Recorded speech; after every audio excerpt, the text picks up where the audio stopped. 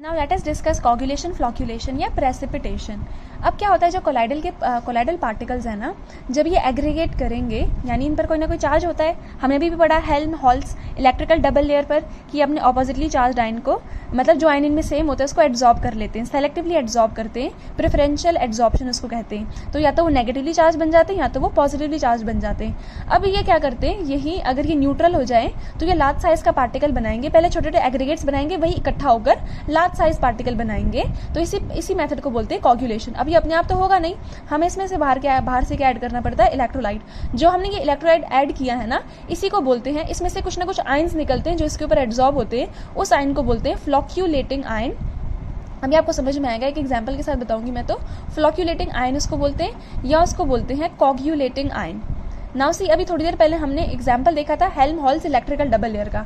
Late us take negatively charge sol AS2S3। यहाँ पे अगर हम कोई H2S डाल दें बाहर से, तो प्रेफरेंशियल एड्जॉर्प्शन किसका होगा, जो आयन इनमें कॉमन है। कौन सा आयन कॉमन है, सल्फाइड आयन। तो यहाँ पर प्रेफरेंशियल एड्जॉर्प्शन होगा सल्फाइड आयंस का। इसको ऐसे करके आप दिखा सकते हैं, इसकी सरफेस के ऊपर आ रहा है, एड्जॉर्प्शन हो रहा है। So what is this is negatively charge sol. ये तो पास आएंगे नहीं, एक दूसरे को रिपेल करेंगे। नाउ व्हाट इफ अगर हम इसके ऊपर इलेक्ट्रोलाइट डाल दें, जैसे कि NaCl डाल दिया, तो NaCl में से क्या आएगा, Na पॉजिटिव, इसका नेगेटिवली चार्ज। तो ये सबके सब मिलकर क्या बन जाएंगे, अब this will become neutrally charge. ऐसा एक और भी न्यूट्रली चार्ज मॉलिक्यूल जो होगा AS2S3 का, इसके ऊपर S2 नेगेटिव की प्रेफरेंशियल एड्जॉर्प्शन थी, इसके ऊपर Na पॉजिटिव आकर एड्जॉर्ब हो जाएगा, तो ये न्यूट्रल चार्ज बन जाएगा। अब उसके बाद क्या होगा, ये दोनों के दोनों एग्रीगेट करेंगे and they will form a large size precipitate. तो अल्टीमेटली ये सेटल डाउन कर जाएगा बीकर के नीचे, यहाँ पे देखिए सेटल हो जाएगा, और ये प्रेसिपिटेट की फॉर्म में कोगुलेट, मतलब प्रेसिपिटेशन होगी या कोगुलेशन हो जाएगी। अब यहाँ पर Na पॉजिटिव आयन आकर इसके साथ, यहाँ पे क्या हुआ, Na पॉजिटिव जो है इसने न्यूट्रलाइजेशन कराई है। तो Na पॉजिटिव आयन को ही क्या कहते हैं, फ्लॉक्यूलेटिंग आयन या coagulating ion. The ion responsible for neutralization of charge on colloidal particle is called coagulating ion or flocculating ion. Neutral particle then accumulate to form large size particle which then settle down and form precipitate. जब हमने थोड़ा सा electrolyte डालेंगे ना, तब ये process जो होती है, उस प्रोसेस को बोलते हैं फ्लॉक्यूलेशन। अगर थोड़ा सा आयन डाला, उसको हम दोबारा से शेक करके रिवर्स भी कर सकते हैं, ये दोबारा से टूट जाएगा, Na पॉजिटिव अलग, ये वाला अलग हो जाएगा। लेकिन अगर हम ज्यादा अमाउंट में डालें, हायर कंसेंट्रेशन में डालें इलेक्ट्रोलाइट, तब कोगुलेशन हो जाएगी which can not be reversed. Minimum amount हमें इलेक्ट्रोलाइट का जितना चाहिए 1 लीटर कोलाइडल सोल्यूशन के लिए। For example, you have taken 1 litre of colloidal solution, तो इसके लिए कितना मिनिमम अमाउंट ऑफ इलेक्ट्रोलाइट चाहिए कंप्लीट कोगुलेशन करने के लिए, that is known as coagulation value. That is known as coagulation value.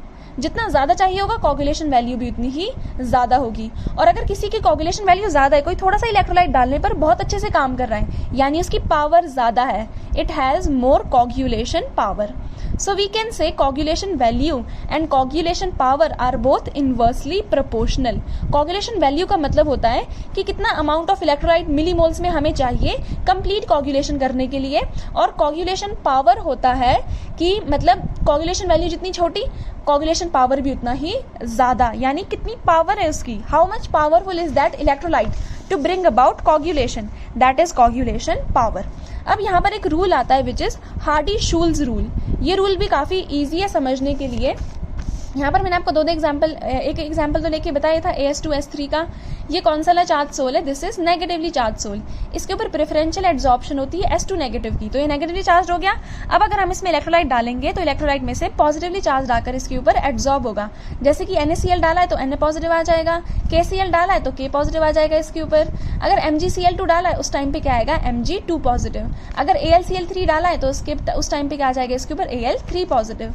So in all such cases, which ion is getting adsorbed? Positively charged ion is getting adsorbed in all such cases. अब यहाँ पर अगर आप देखिए, अगर हम इन सबकी coagulation value देखें ना, तो कोगुलेशन वैल्यू सबसे ज्यादा Na पॉजिटिव की होगी, सबसे ज्यादा ये वाले आयंस लगेंगे इसको न्यूट्रलाइज करने में, और सबसे कम Al3 पॉजिटिव आयंस लगेंगे। रीजन बिहाइंड इज दैट इस पे चार्ज कम है तो ये ज्यादा चाहिए, इस पे चार्ज ज्यादा है तो ये कम चाहिए, यानी इसकी कोगुलेशन वैल्यू ज्यादा है और इसकी कोगुलेशन पावर जो है वो कम है, और इसकी कोगुलेशन वैल्यू जो है वो कम है और कोगुलेशन पावर जो है वो ज्यादा है। इसी को क्या बोलते हैं, this is known as Hardy Schulze law. आपको पढ़ने में लग रहा होगा पता नहीं कितना ही डिफिकल्ट है, but see how simple it is, कि जिस पर चार्ज ज्यादा है उसकी कोगुलेशन पावर भी ज्यादा होगी।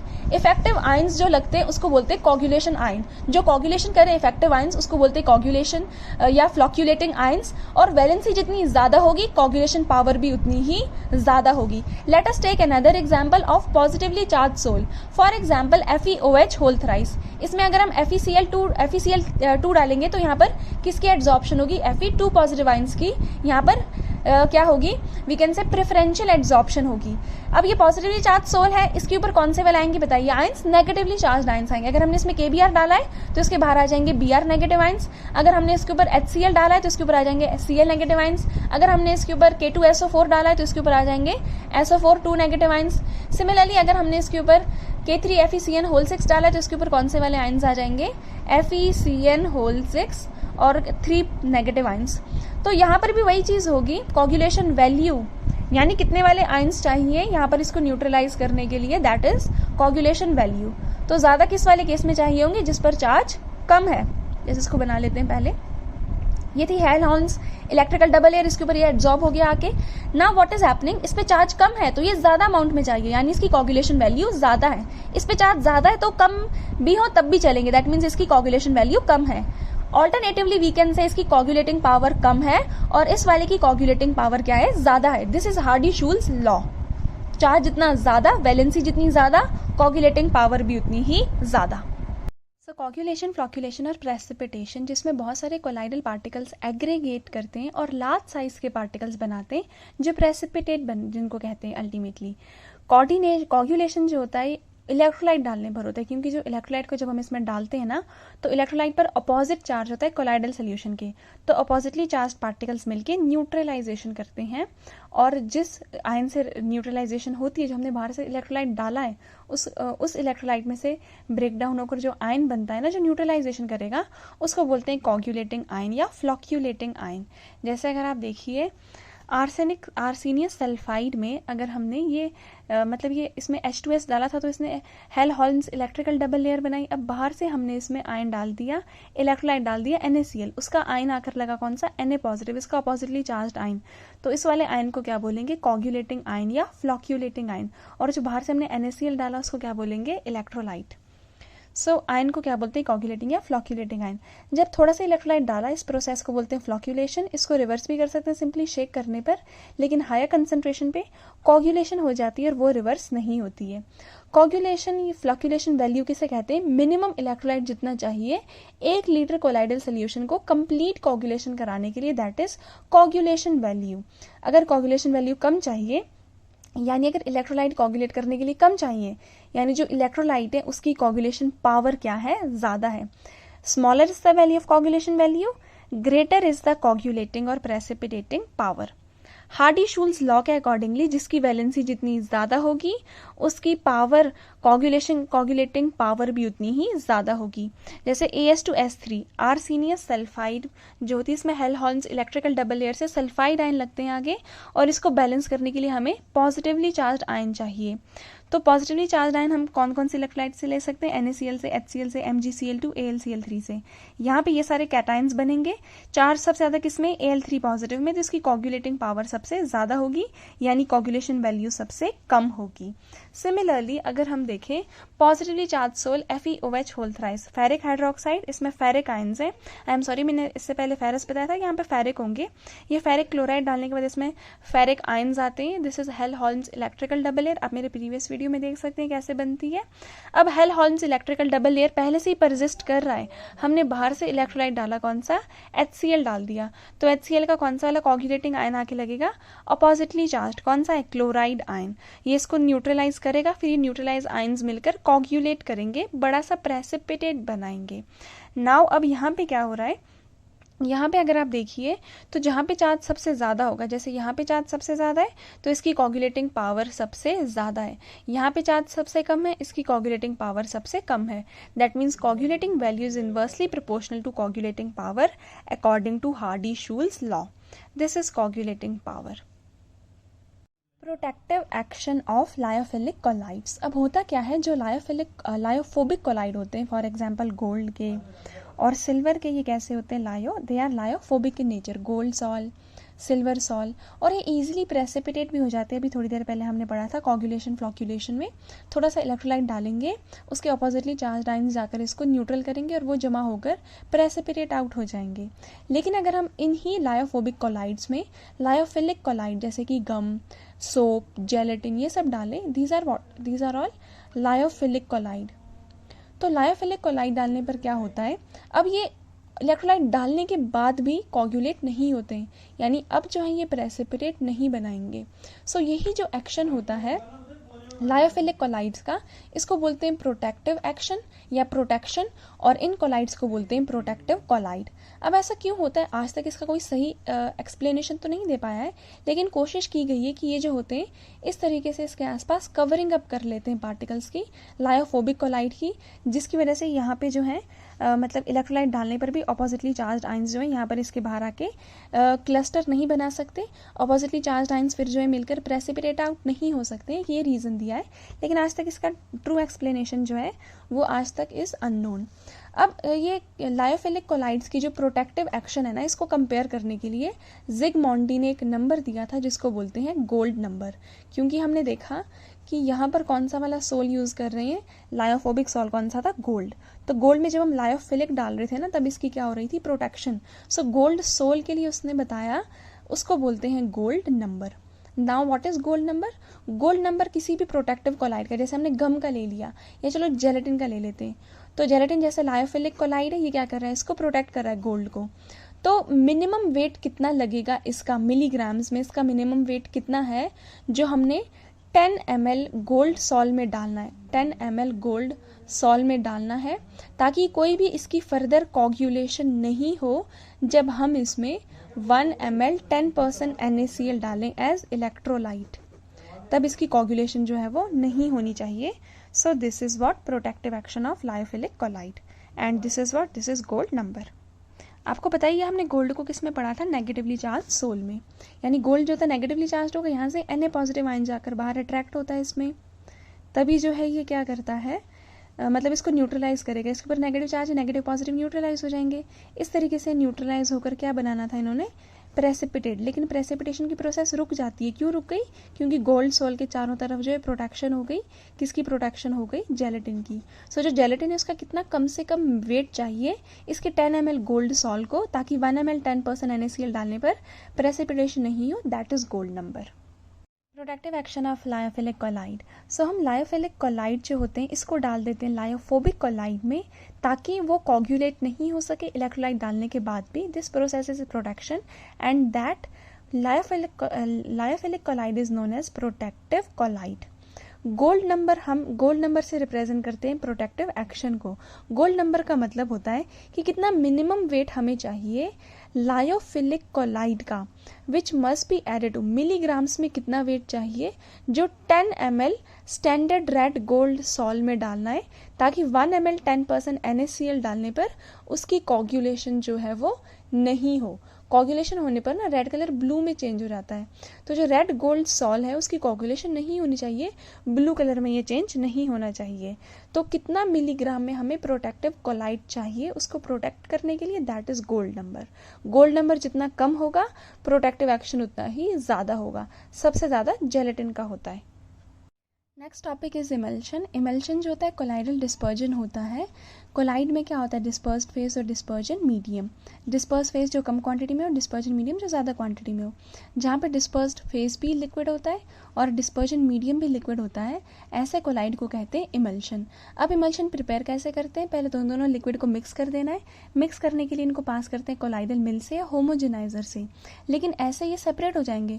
तो हमें इसमें क्या ऐड करना पड़ता है मिक्स करने के बाद, एमल्सिफायर, या जिसको एमल्सिफाइंग एजेंट भी कहते हैं। एमल्सिफाइंग एजेंट जो होते हैं सोप भी हो सकते हैं या ये लायोफिलिक कोलाइड्स भी हो सकते हैं। लायोफिलिक कोलाइड जिनका प्रोटेक्टिव एक्शन होता है, lyophilic colloid for example protein, gum, agar, gelatin, season, कोई से भी हम इसमें लायोफिलिक कोलाइड जो है ऐड कर सकते हैं। अब इसमें क्वेश्चन आता है then what is the role of this emulsifier. Emulsifier हम डाल तो रहे हैं लेकिन उसका रोल क्या है। जैसे अगर हम मतलब सोप ले लें, सोप जैसे सबसे फेमस एग्जाम्पल कौन सा है सोप का, सोडियम स्टीयरेट, C17 वाला है ये। सोडियम स्टीयरेट कितना होता है, C17H35 देन COONA। ये जैसे सोप है, सो हर सोप में 2 पार्ट्स होते हैं, ये वाला पार्ट हाइड्रोकार्बन पार्ट और ये वाला पार्ट होता है पोलर ग्रुप।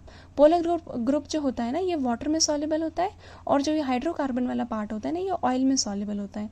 और आपने इसको ऐसे करके बनाया हुआ देखा हुआ होगा, ऐसे करके, है ना। This is what, this is soluble in oil and this is soluble in water. अब क्योंकि ये वाटर में सॉल्युबल है तो इसको बोलते हैं hydrophilic part, because water loving है ये। सो दिस इज हाइड्रोफिलिक, फाइल का मतलब होता है loving, so this is hydrophilic. और ये वाला जो होता है वाटर रिपेलिंग, इसको बोलते हैं hydrophobic, this is hydrophobic part.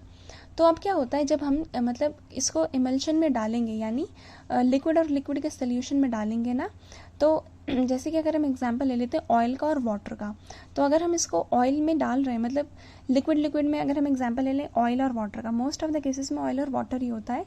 तो क्या होता है इसमें ऑयल के आसपास, मतलब ये जो पार्ट है ना ऑयल में सॉल्युबल है, जैसे ऑयल का ड्रॉपलेट समझ लीजिए। अब इसके आसपास इस तरीके से होंगे ये सारे के सारे, इनको बोलते हैं माइसेल। ये सोप के जितने भी एक एक मॉलिक्यूल है ना, ये ऐसे करके क्लस्टर बनाते हैं, इसको बोलते हैं माइसेल। ऐसे करके जो ऑयल में सॉल्युबल है वो ऑयल में सॉल्युबल होगा, जो वाटर में सॉल्युबल है वाटर में सॉल्युबल होगा। इस तरीके से क्लस्टर बनता है, इसको बोलते हैं माइसेल। इसमें 100 ऐसे मॉलिक्यूल्स होते हैं टोटल सोप के। तो अब आप देखिए जो ऑयल और वाटर के बीच में इंटरफेशियल टेंशन थी वो कम हो गई और अब इजीली जो है मिक्स हो जाएंगे। तो इस तरीके से स्टेबलाइजिंग एजेंट एमल्सिफायर या एमल्सिफाइंग एजेंट्स का काम होता है इमल्शन को क्या करना, स्टेबलाइज करना। सो इमल्शन के टाइप्स में अगर हम देखें ना तो 2 टाइप के इमल्शन होते हैं। First is oil in water, जिसमें ऑयल जो है वो वाटर के बीच में। Next is water in oil, जिसमें वाटर जो है वो ऑयल के बीच में।